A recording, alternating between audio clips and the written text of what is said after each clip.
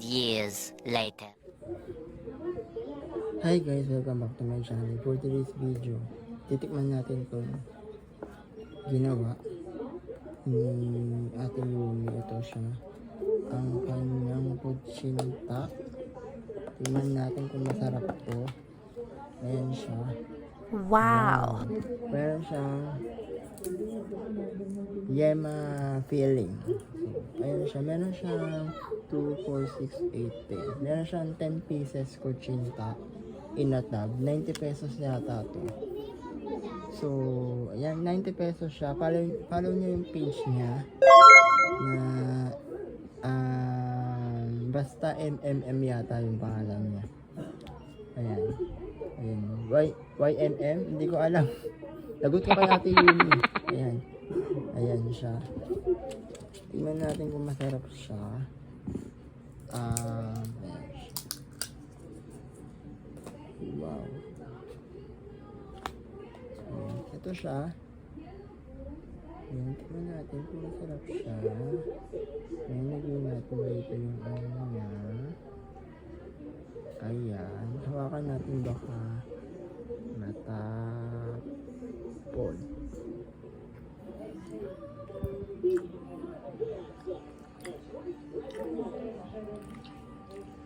Ang sarap mo.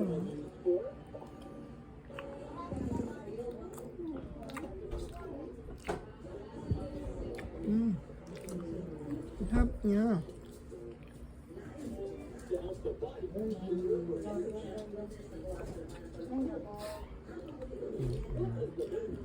Dalawa lang yung kakainin natin kasi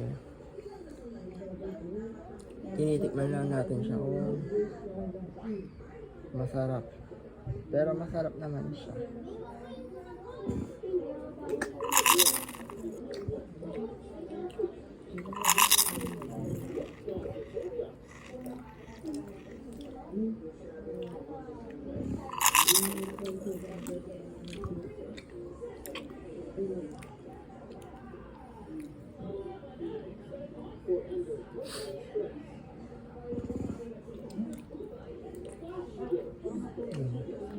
Last one. Ayan. Ito niyo yung ano niya.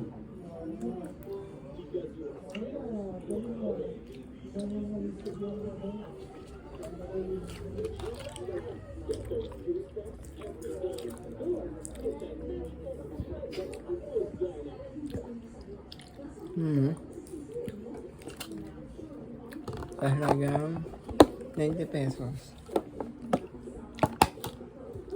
Halagang 90 pesos, may ganito kayang kutsinta with yema filling. Mention mo yung MYM.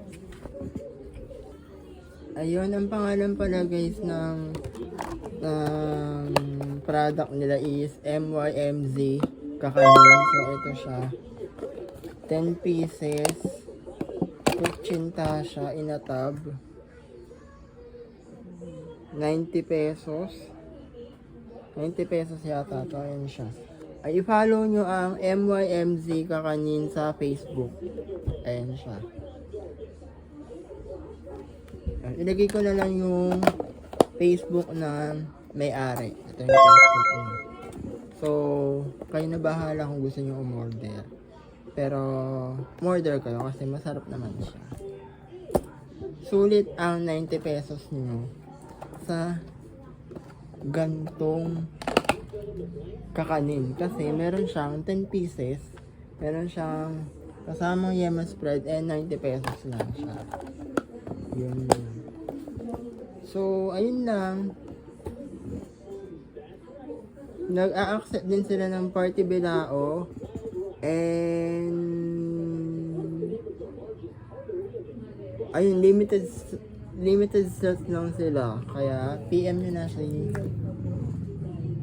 siya sa Facebook niya, si Yumi Hashimoto. Ayun.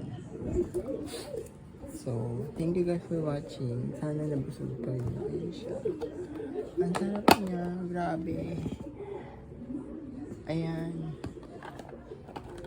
Ayan. Thank you. Bye.